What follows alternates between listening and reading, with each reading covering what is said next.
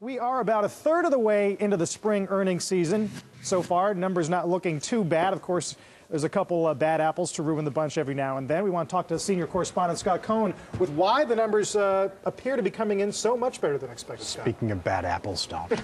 I'm an adjunct member of the Earnings Central team, drafted into service today, Carl. And you know what? As Bob was alluding to, it's an especially nice surprise for the Bulls because, you know, there was so much nervousness going into this quarter, the housing slowdown, inflation fears, you name it.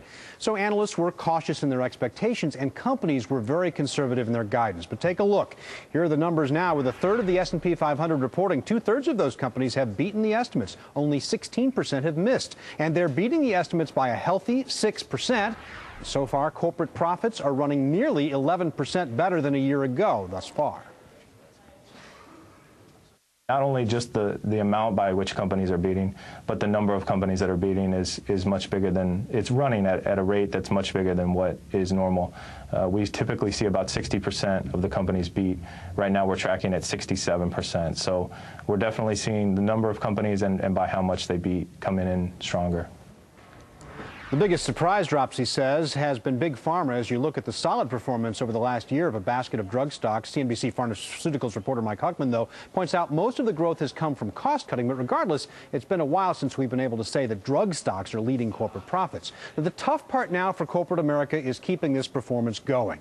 Among the sectors still to report are energy, which has been under pressure. Thomson Financial says if the rest of the S&P 500 merely meets Wall Street estimates, as these estimates stand today, corporate profits would run a much less stellar 5.8% over a year ago. Economist Richard Hoey does expect corporate profits to fall, but he says that just makes stocks more of a bargain. Historically, when profits start to slow down, you're in a lot better shape if it's just a mid-cycle slowdown because you get a benefit from the PE multiple.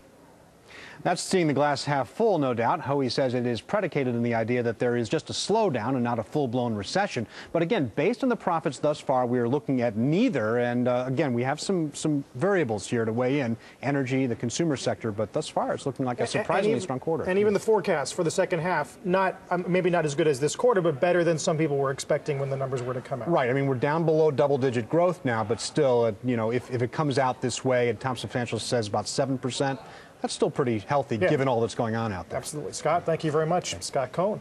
Well, you just heard